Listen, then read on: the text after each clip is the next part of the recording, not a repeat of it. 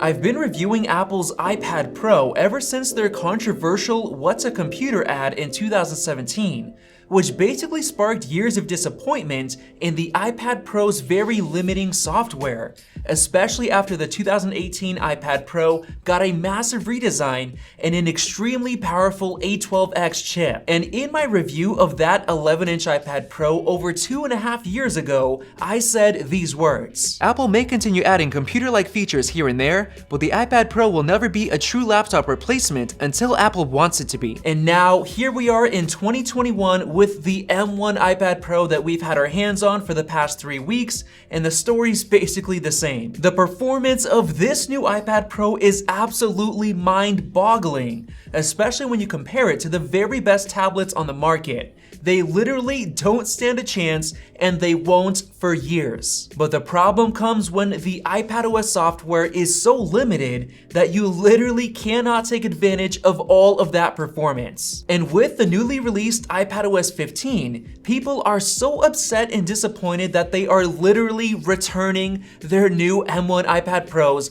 because Apple didn't add the computer-like features that everyone was waiting for. And in my personal opinion, I think a lot of people are overreacting, at least for the 11-inch iPad Pro, which I'm reviewing in this video, and I'll explain my reasoning in just a minute. But first, I want to talk about why people are so upset, and to be honest, it's kind of Apple's fault. They basically baited everyone into having massive expectations for iPadOS 15 by first of all putting the exact same chip from the incredible new M1 Max into the iPad Pro, as well as allowing you to get up to 16 gigabytes of RAM, which was unheard of on an iPad Pro since the previous model only had 6 gigs. And as we all recently found out, the previous iPadOS 14 software wouldn't even allow apps to use more than 5 gigabytes of that 16 gig limit on the new iPad Pro, and we proved this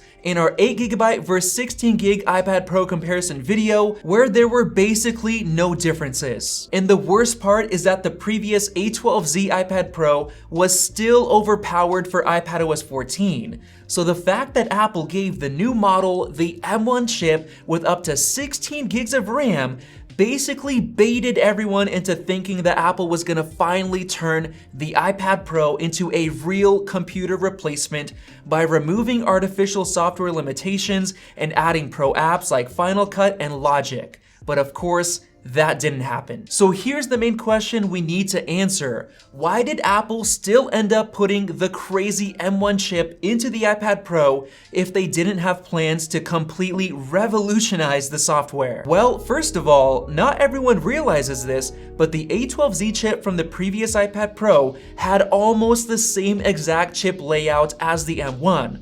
4 performance cores, 4 efficiency cores, 8 graphics cores, and a neural engine. So in reality, the M1 chip isn't that groundbreaking or special. It's basically just a new version of the A12Z, except that it's built on TSMC's more efficient 5nm transistors instead of the old 7nm ones. So if you think about it, Apple could have easily gone with their previous trend and named the chip the A14X, like everyone is expecting them to, and we even expected the A14X and the M1 to have basically the same performance since they would have had the same layout, essentially the same chip. So here's the real question that we have to answer. Why did Apple choose to ditch the A14X trend and literally just take the M1 chip out of the Mac and throw it into the iPad Pro? Well, it actually makes much more sense than you think, at least for Apple. First of all, the M1 chip is basically the mascot or the symbol of the Apple Silicon transition,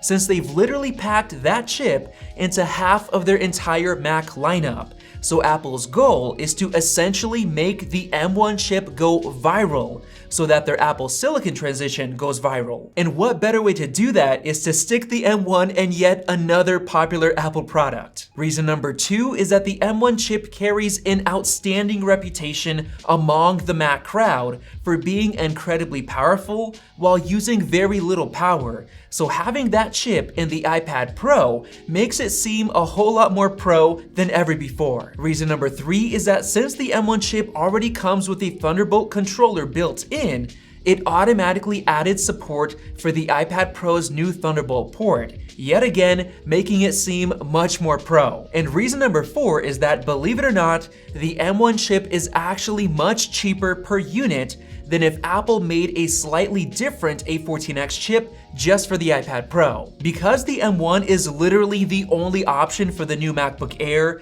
MacBook Pro, Mac Mini, 24-inch iMac, and the iPad Pro, Apple can mass manufacture that one chip and save a ton of cash compared to if they made a specific chip just for the iPad Pro, which would take a lot of extra R&D. So basically, putting the M1 chip in this iPad made absolutely the most financial sense for Apple.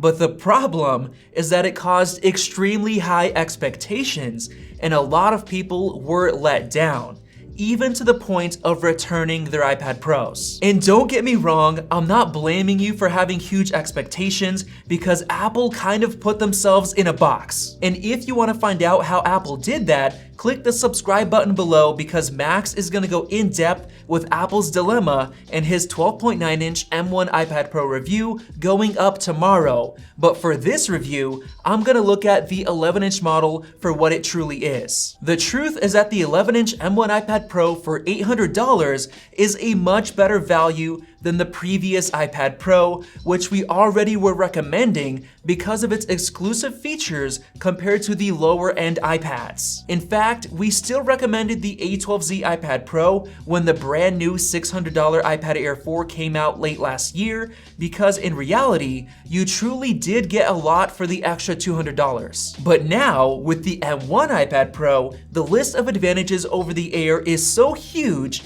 that we literally told people not to buy the iPad Air in our recent iPad Buyer's Guide video, because at $600, it's simply too expensive for what you get compared to spending $200 more for the M1 Pro. For example, the Pro gets a 120Hz ProMotion display with 600 nits of brightness instead of 500, which allows it to support HDR video. It also gets extra camera features, including an ultra-wide camera on the back, a flash, a LiDAR scanner for 3D modeling, and a much better 12-megapixel ultra-wide selfie camera with the new center stage feature. It gets much better quad stereo speakers instead of dual stereo on the Air. It gets much better studio quality microphones. It gets optional 5G connectivity. It gets the Thunderbolt port compared to a pretty limited USB-C port.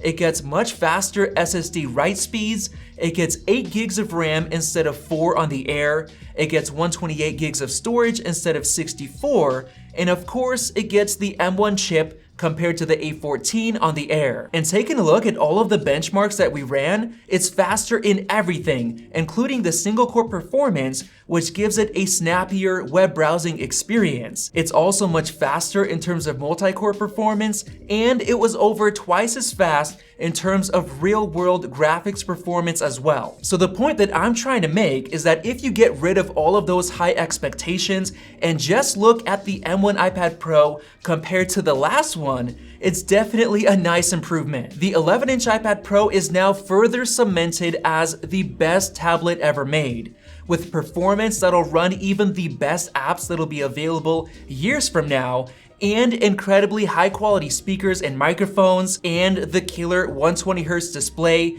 even without the mini LED tech, and it's got the best stylus experience you can get with the Apple Pencil, and the software works incredibly well, even if it doesn't come with the MacBook replacing features that we were all hoping for. So I've gotta say that this is one of the best times to buy an iPad Pro, because we've basically just reached the peak of iPad hardware. And if by some chance Apple decides to fix the software issues within the next couple of years, or even the next few years, the M1 iPad Pro will be ready for it. And the reason I say it's reached peak hardware is because the M1 chip is so powerful that it's hitting the limits of the thin iPad Pro's passive cooling system. So when the next iPad Pro comes out, probably in the fall of 2022. It'll likely get the M2 chip, which honestly won't be that big of an improvement. And as far as everything else like the design, Face ID, all of the cameras, the speakers, the microphones, the Thunderbolt port,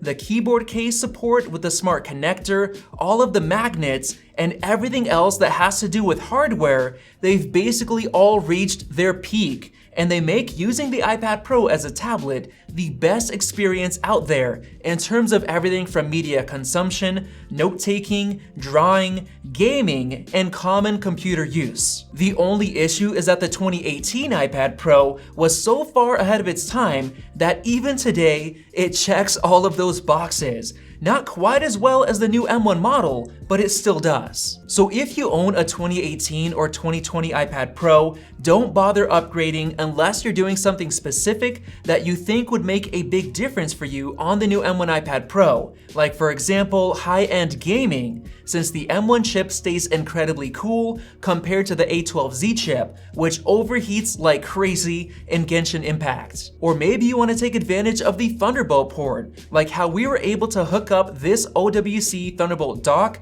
meant for M1 Max, which basically turns one Thunderbolt port into 3, and as you can see, it actually works great on the new iPad Pro. But other than those couple of improvements, the new M1 iPad Pro isn't really that groundbreaking or different compared to the 2018 and 2020 models. And with that said, there is actually one piece of hardware on the 11-inch M1 iPad Pro that hasn't yet reached its peak, and that is, of course, the regular LCD display compared to the 12.9-inch model's mini LED. And in my personal opinion, I think Apple is going to give that new display to the 11-inch iPad Pro next year, so they'll have a good excuse to bump up the base price by $100 to $900 for the base model. So if you don't already have a 2018 or newer iPad Pro and you're thinking of buying the new M1, you basically have two options. You can wait a full year and a half with the hopes of getting that mini LED display on the 11-inch model for probably $900, or you can buy the current model right now for $800 and enjoy it for the entire time that you would have otherwise been waiting. But either way, the M1 iPad Pro is definitely the best tablet in the world with hardware that's so good that it's basically future-proof. So if Apple ever does fix the software and make it more of a laptop replacement, you'll be ready for it. But as it stands today, iPadOS 15 is extremely disappointing compared to how good the iPad Pro's hardware is. And that's exactly what Max is going to talk about in his review of the 12.9-inch mini LED model. So if you're not already subscribed, click that circle above so you don't miss out on his review. So thanks for watching, and we'll see you in tomorrow's video.